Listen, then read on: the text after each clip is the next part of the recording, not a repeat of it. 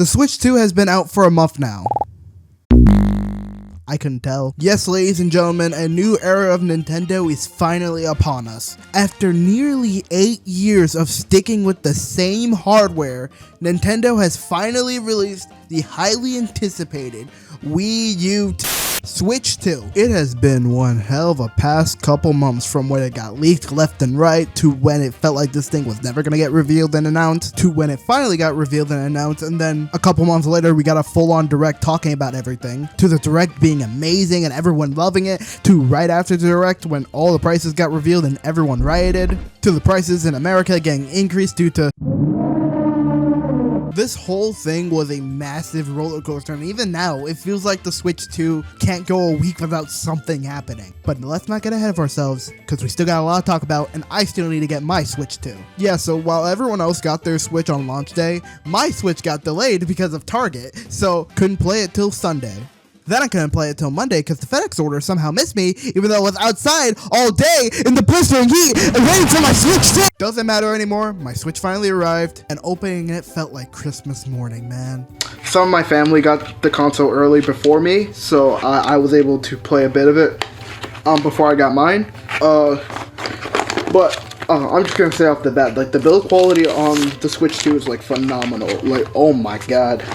On the first grabs, the Switch 2 felt pretty premium. I'm probably going to be making this comparison a lot, but it feels like it was made with the same material as the Legion Go controllers are made with, and I like how the Legion Go feels, so I honestly really messed with that a lot. I'm just going to set the console aside because I don't want to break it.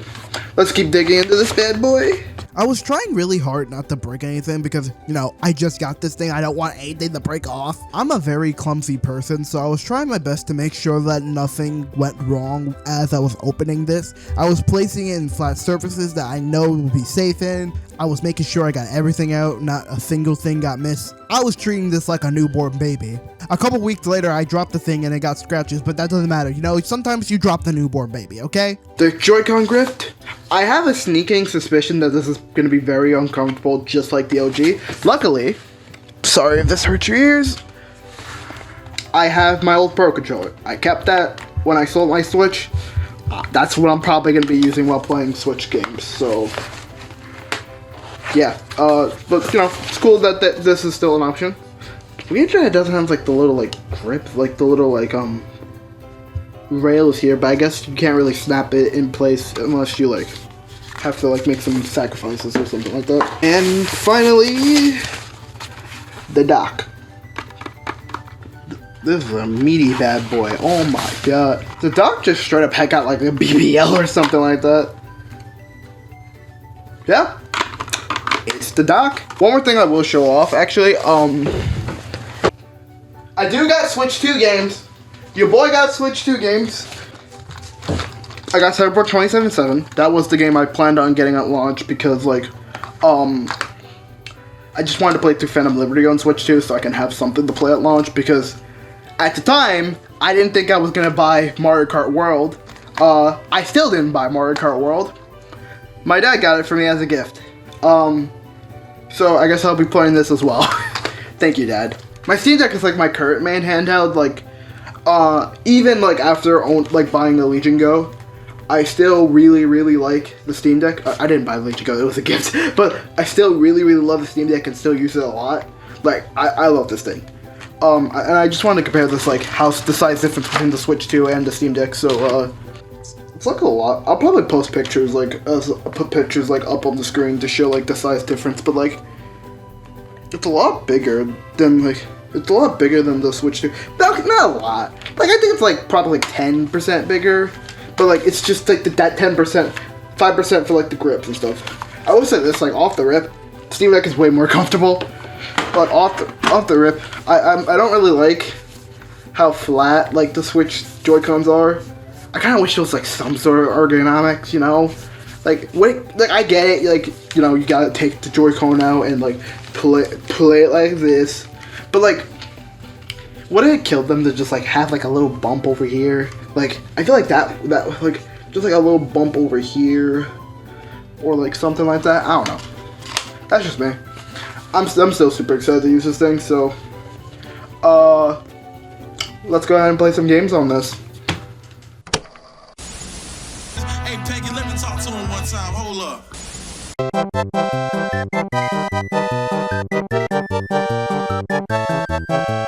Alright, now I've been playing the Switch 2 for about a month now, so I have some thoughts obviously. So let's just jump straight into them. Starting off with, of course,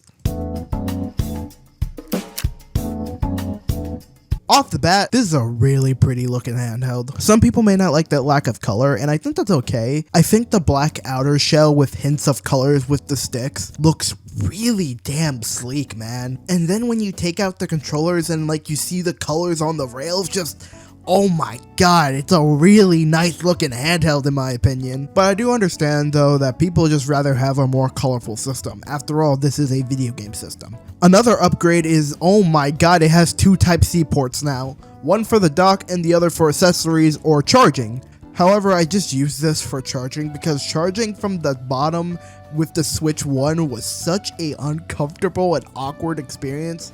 Especially if you have it with the kickstand, like you have to buy this like whole other accessory just to be able to do it. It was weird, alright? It was really weird.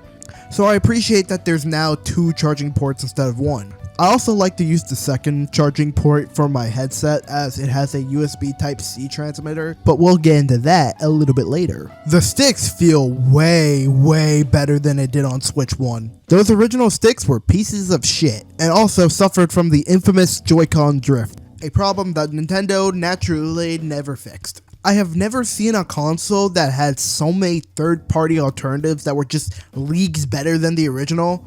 And that was mainly because how bad Joy-Con drift ended up being and how expensive Joy-Cons were to purchase. But now they're a lot bigger and also have these nice little like stick rings around them, which is colored the same way as the rail, which I think looks nice. And the ring around them makes them feel so much more smoother than it did on Switch 1. I don't know how badly this will wear and tear as the console goes on, but I will say right now, the sticks are a massive improvement. And those magnetic Joy-Cons, oh my god, those magnetic Joy-Cons. For like a week, I'm not even joking, I was obsessed with just taking them off and putting them back on. They were so fun for no reason. It also helps the system to feel like one giant unit instead of feeling very flimsy like it did for like the Switch 1 and eventually the Legion Go, after many uses of course. Speaking of the Legion Go, the way this thing is built and of course the mouse mode stuff and all that, it's very similar to the Legion Go, like with the materials and the mouse mode and stuff like that. I wonder if Nintendo saw some of the ideas of that console and decided to use it for the Switch too.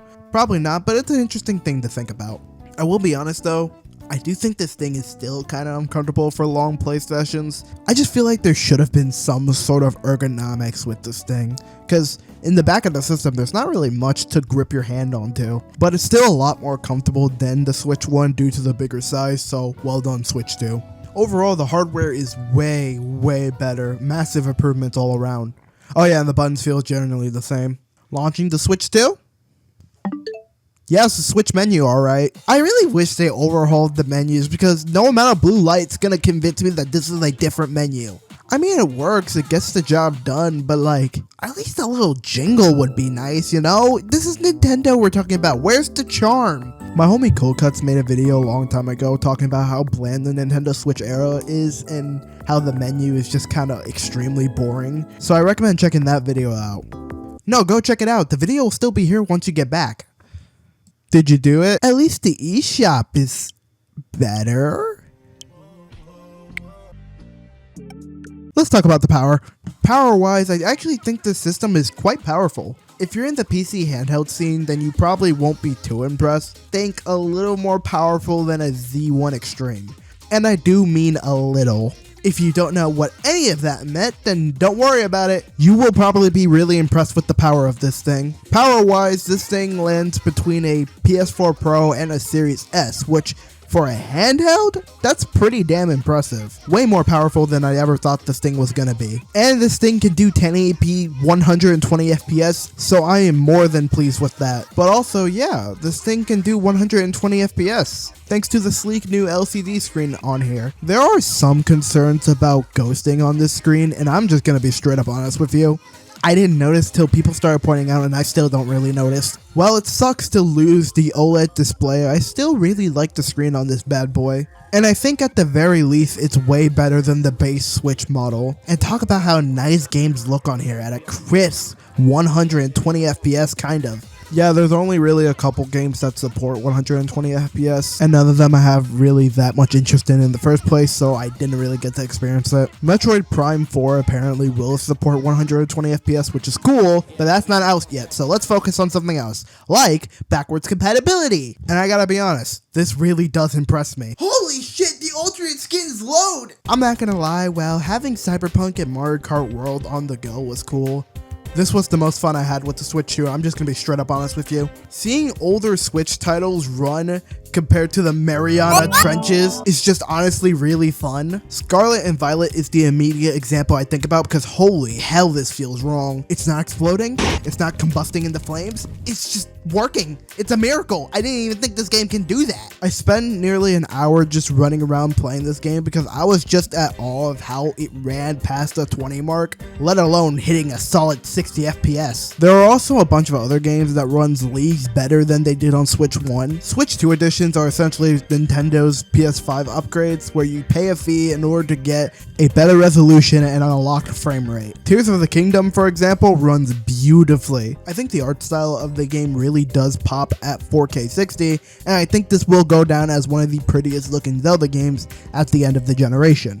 Hell, if they make another game in this style, I think that would be the prettiest Zelda game, but I'm getting into a whole nother topic now. The other Nintendo Switch 2 edition I played was Fortnite!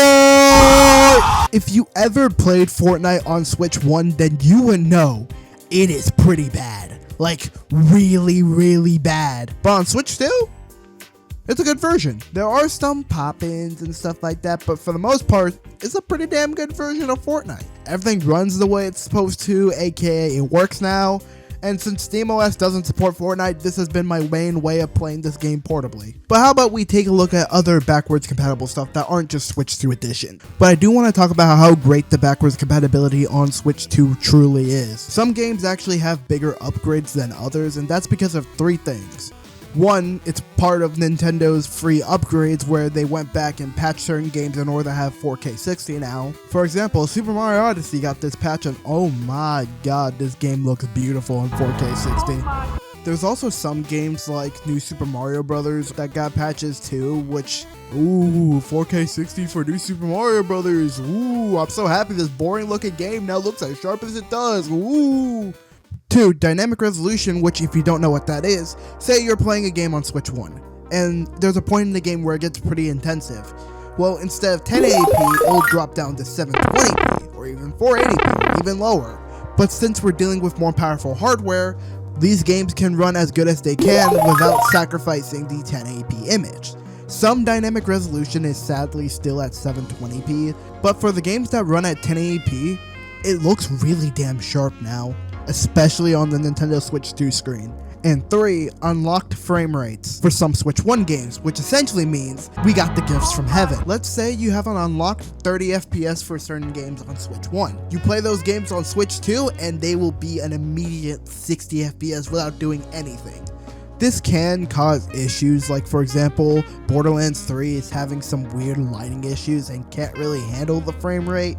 But games like Trials of Mana, or here's a weird one, My Heroes 1 Justice 2 runs great at 60 FPS, basically feeling like PS4 Pro games ported onto Switch 2. But unfortunately, some of these games won't get any of the benefits I mentioned, or at least not yet. They would need an update in order to get some of the benefits that were mentioned. Like for example, the original Hyrule Warriors runs fantastic on Switch 2, and it's finally being able to hit that 60 FPS mark after multiple different consoles of not being able to reach that mark at all. Its sequel, however, Age of Calamity, still is stuck at 30 FPS, and the dynamic resolution only goes up to 720p, so it needs a patch. And with these type of games that are stuck at this resolution, the image gets stretched out to fit the 1080p screen, which really isn't a good thing because Jesus Christ, these games can look ugly on handheld. I do believe some games will get that Switch 2 patch, but stuff like Arkham Knight, I don't think that's getting a patch at all. Overall though, Switch 2 backwards compatibility is very impressive, but come on, I know what you guys are here for.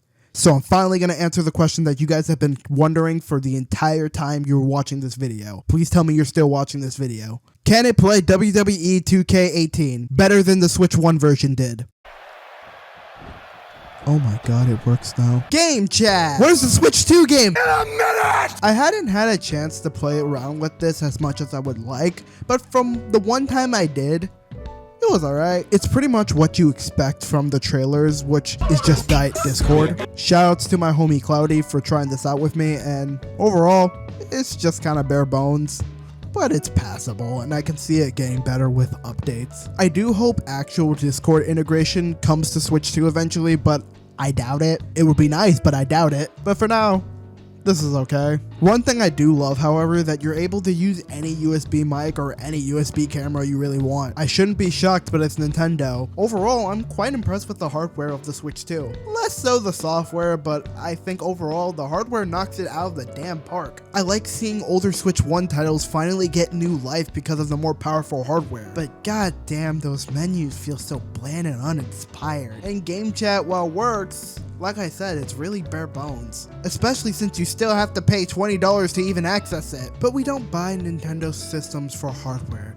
We buy them for the...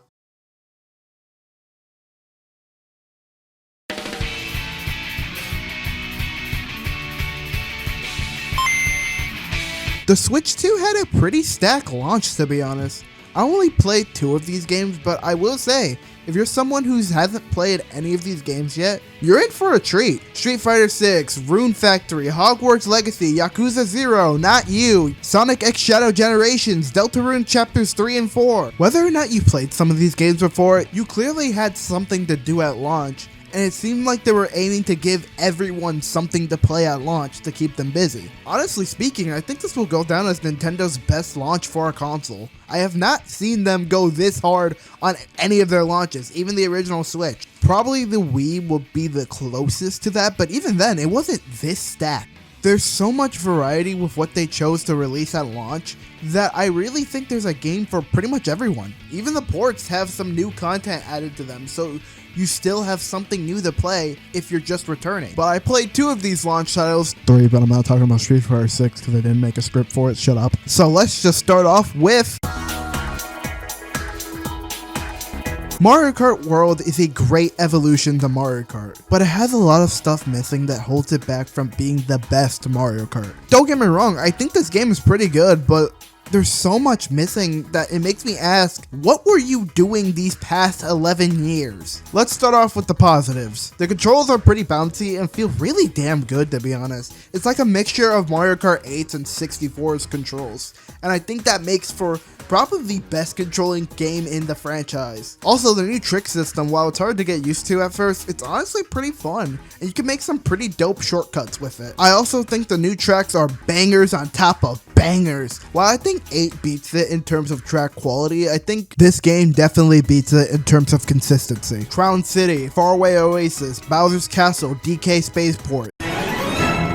The new tracks are all bangers and extremely fun to race on, and this game legit might have the best Rainbow Road to date. This low-key might beat Wii's Rainbow Road for me, it's that good. Retro tracks too are also great and honestly really damn quality. Choco Mountain basically became its own track and I find it really cool, but also really funny. Like they didn't even bother to remake Choco Mountain faithfully, they just decided to do their own thing with it. I'm also super happy to see Shy Guy Bazaar and Airship Fortress get remixed because those are some of my favorite tracks in the entire franchise, so it's super nice to see them again. Toad's Factory is also really cool to see again. It's been a while since we've seen that, and I know people have been begging for that one to return again. These tracks are all really solid, man, and I just love how chaotic they can all be. For Mario Kart, I prefer a chaotic experience because if you're not suffering while racing and not getting hit by 50 blue shells, you're not living life, baby. The balancing of this game is so off the walls, yet I love it so much. It helps that this is the first Mario Kart with 20 players,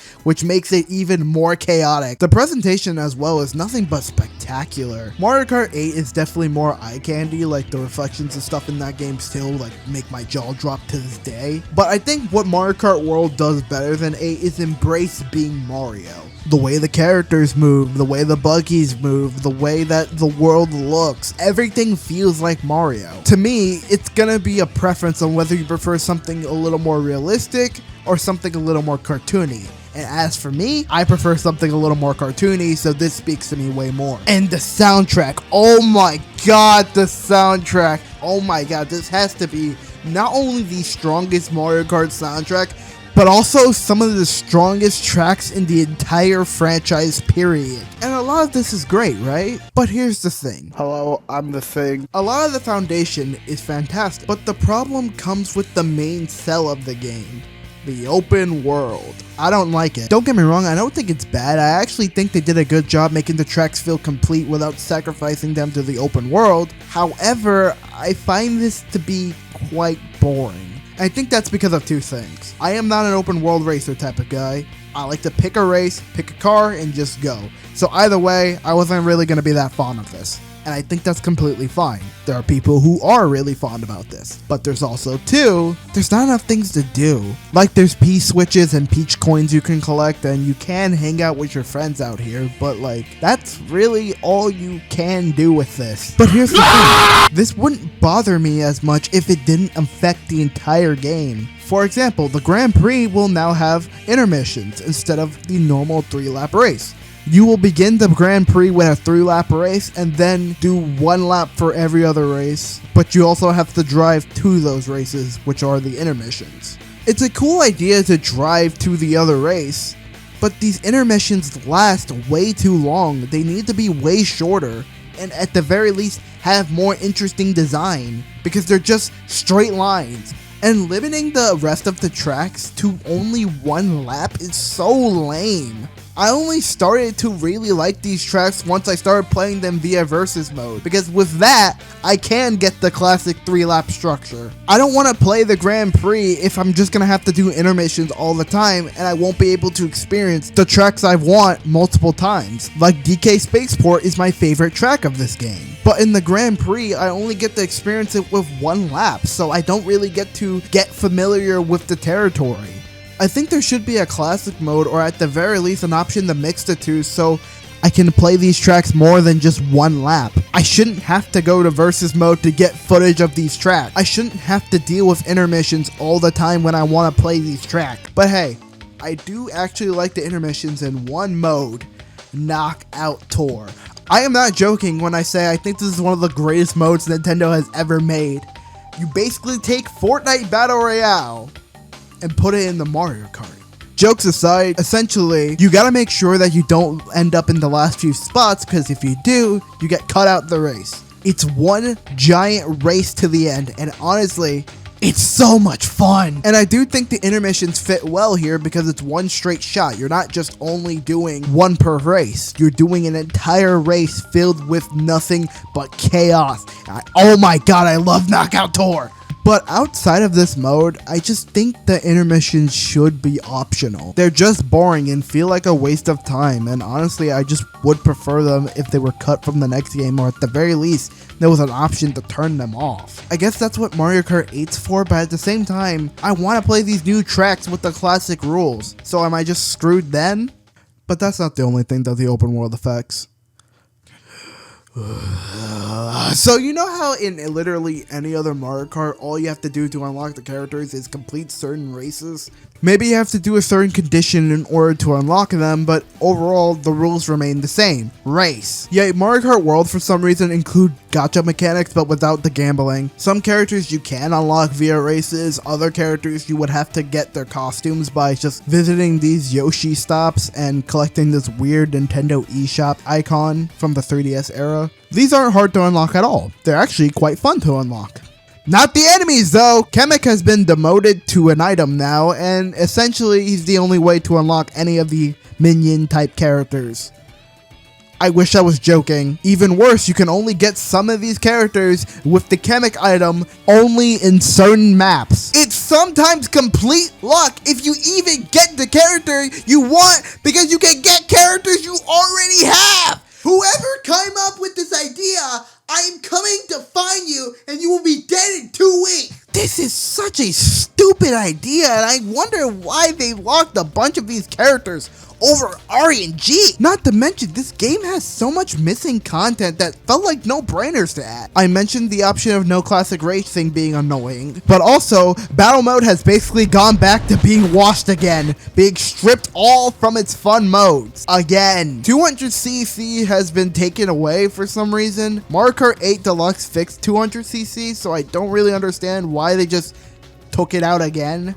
Not only that, I find it really funny we have characters like Cataquack and Sidestepper, but I also think it's really weird that some characters got cut from Mario Kart 8. Like, the non-Mario characters make sense, but like, no Diddy Kong? Like, at all? Hell, where's the Koopalings? I feel like those would have been acceptable choices. I don't know, I don't really care. But the biggest question that I have is, where are the Miis? Why are the Miis just not in this game at all? And since we're having this conversation, why does Donkey Kong and Pauline only have one costume each? Why do they get the short end of the stick? Meanwhile, baby Rosalina gets like 50 of them. Mario Kart World is a pretty good game, and I think most of the issues will be solved with updates. But I feel like these problems should have been addressed during development. You had 11 years to work on this game and you're charging it at a premium price. The fact that basic features are just not included just feels completely weird. I'm sorry, I just can't pretend that's not an issue. You can't just charge this game at a premium price and then add all the stuff that should have been there in the first place and act like you're doing us a favor. When I want cheese on my salad and you choose to add it while I'm eating, that's not something I'm just gonna thank you for. That should have been there in the first place. And let me make it clear, I think this is still a good game. My score for it is probably like a 7.5. And it could possibly bump up even further if the updates do address my problems. But the question is, does that excuse such a bare bones launch, especially at $80? $80 for a video game is just too much money. And now that I actually played the game, I can confidently say, I'm happy I didn't pay $80 for it. Because yes, some people would be happy and make the argument that it will eventually be worth $80 because you will get years and years and years of content from it. But the future isn't right now. Yeah, I'm super excited to see what updates we'll get with this game, but that ain't right now. And right now, I can't really recommend this game to someone comfortably with that price. Maybe if it was 60 and 70, I would be a little more lenient with it, but it's not. I don't want to sound like I hate this game because I really don't. This is in my top 5 Mario Karts now. But I can't help but to feel soured by a lot of the stuff being done with this game. But that's just me. I know a bunch of other people are enjoying this game a lot more than I am, and I'm happy for them. I'm just personally underwhelmed.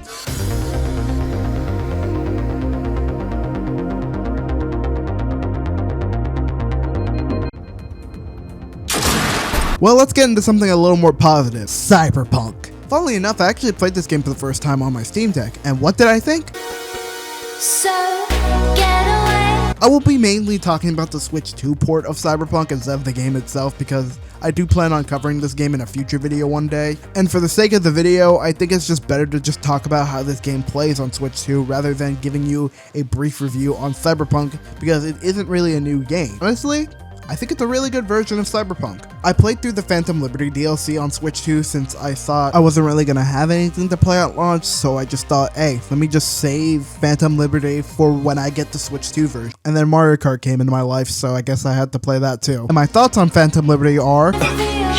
But as for the Switch version of Cyberpunk, honestly, if you've never played the game before and you wanted something new to play on your Switch 2, I think this is a must-buy. The game's performance is really damn good on Switch 2. Night City runs at a really stable 30 FPS or 40 if you're playing on performance mode. There are occasional drops, but they were never really too long and they weren't really that noticeable. Dogtown, however, is a little more rough. Definitely playable, and I still think it's a good version. I've also heard that Dogtown is apparently really rough on literally anything, so it's not really just a Switch issue. But the fact that this console can even run Cyberpunk at all is a technical marvel. Apparently, the PS4 version of Cyberpunk can't even run Dogtown, so take that for what you will. There's also a bunch of new control options, one with a mouse. Oh yeah, I didn't talk about the mouse.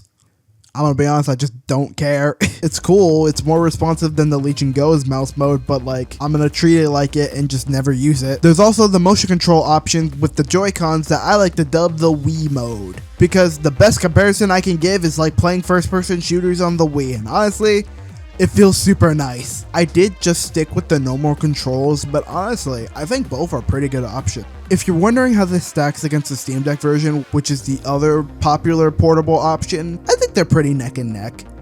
This is just in general, but I think the Switch is better if you just want to jump in and play, while the Steam Deck has way more customization with its settings to get better performance. But on the standard Steam Deck settings that the game recommends you, I think both are pretty close. I do think it just comes down to preference. One thing before I close out this segment on Cyberpunk though, I honestly really admired the fact that CD Projekt Red had so much emphasis on making sure not only this game ran great on Switch 2, but everything was included in the cartridge. It's really nice to see an actual company putting effort into their physical release, especially since every time I go into the store, I just see it. Overall though, Cyberpunk on Switch 2 is a really damn good way to play the game. I think personally, if you're picking up a Switch 2, you should also get this game if you've never played it. But yeah, I'm pretty happy with the two choices I have. If you couldn't tell, I'm a little more positive on one than the other, but honestly, I think they're both pretty good games, with Cyberpunk becoming one of my favorite games of all time as of recent. But going back to Mario Kart, the game kinda had a lot of controversies on launch, and the big reason was for its price, which I touched on briefly.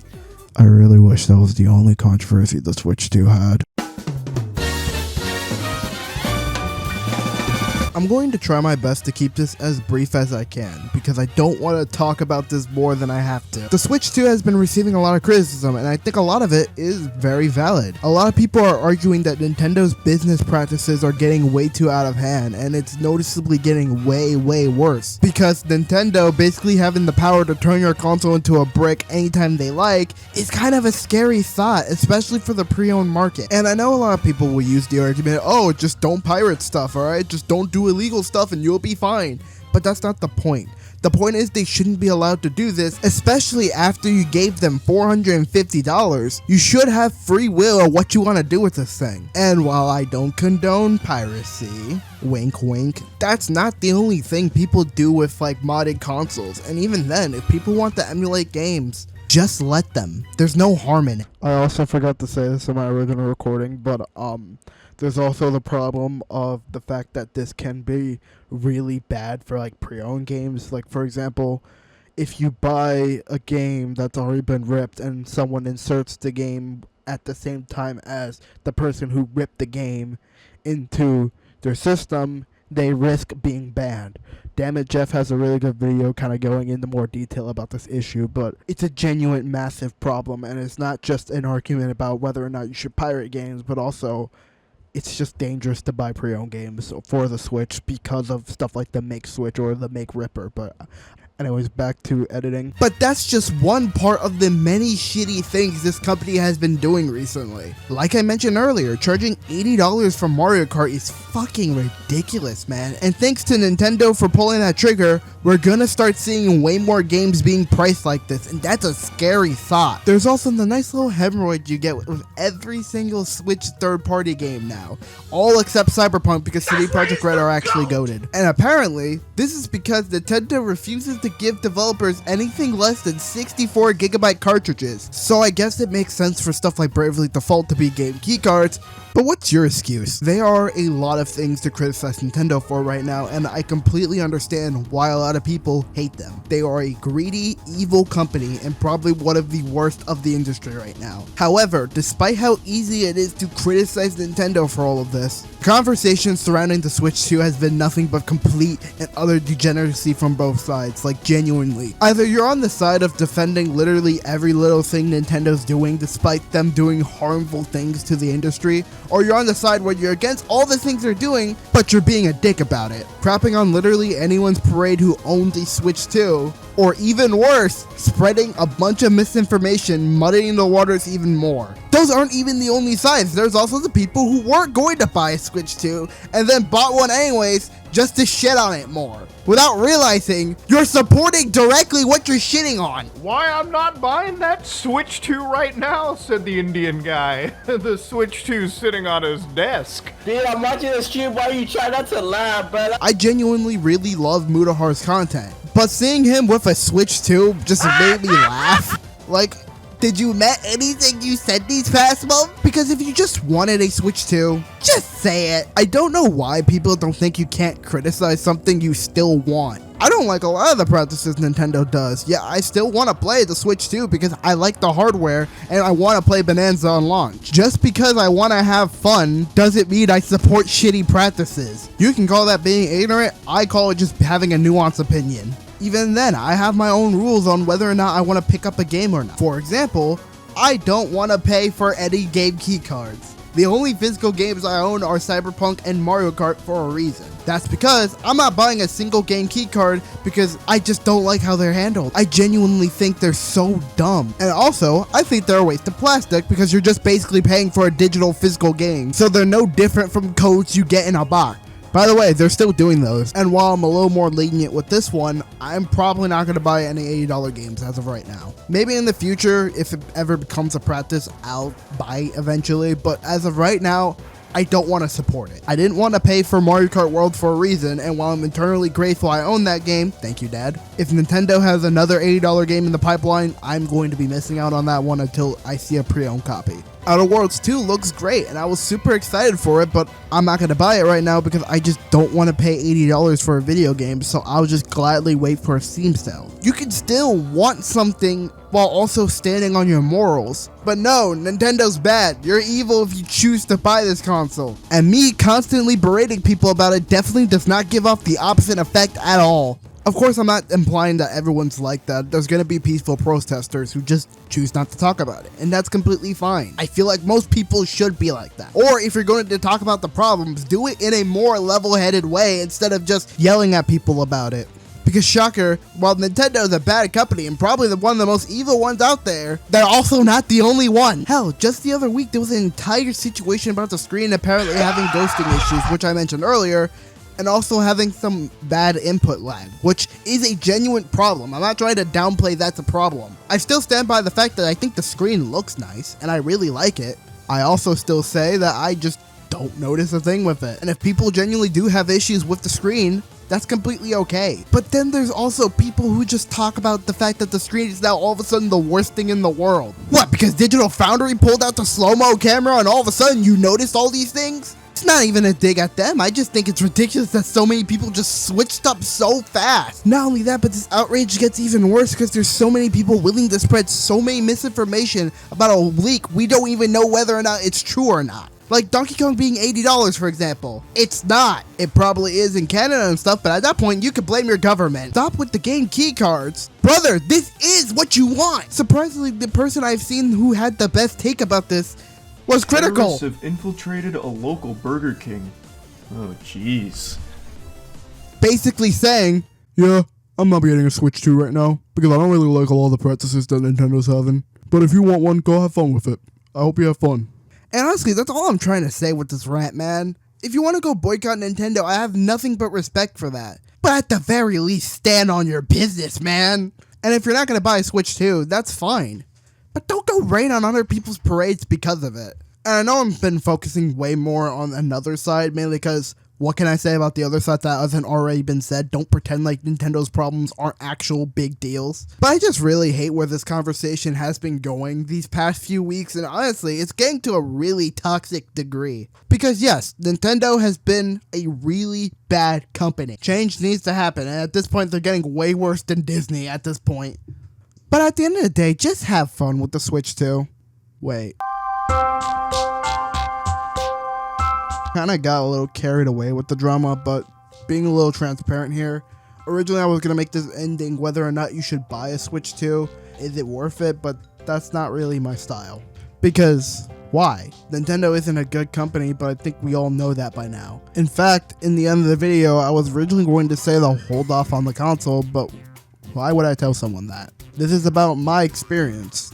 I think people can make up their mind whether or not they would want to Switch 2 after hearing my thoughts about it. And even then, how would that make me different from the people I've just complained about? Wouldn't I just be doing the same thing? Maybe I'm just overthinking it, but at the end of the day, I think you should make up your own mind and decide whether or not it's worth it to you while also considering what I told you today. I've been having a lot of fun with the Switch 2 despite my mixed feelings on it. I've been collecting physical Switch games again because I wanted to see which games ran better with the extra power. I'm discovering games I've never played before because of this system. I've been playing through Super Mario RPG for the first time while making this video, and I'm having a lot of fun with it. I've recently finally played through Portal and loved it so much I played it again. I'm playing through Ninja Gaiden Sigma for the first time and struggling with it. And there's so much more I've yet to play, including Switch 1 exclusives I missed out on, like Astro Chain. But I also understand that this company I once loved as a kid isn't what I always thought it was. But should I let that cloud my judgment? Don't get me wrong, I get why people are boycotting and think that's completely valid, and I'm never going to knock on someone for standing on their morals. But I also just kind of want to have fun with the thing. I hope this doesn't sound corny, but like, the world is such a horrible place right now, but the one thing that's been keeping me sane is having a place to escape from all those horrible things. That's part of the reason why I play games. That's probably why you play games. To experience something we've never experienced before. To escape the hard challenge we call life. And if a Switch 2 can do that for me, I'm satisfied with that. And for you watching, if a Steam Deck or a PC can do that for you, I'm happy for you, and I hope you have fun with it. Yeah, it's not perfect. I definitely have my issues with it, but it brings me comfort, and I'm happy to have one.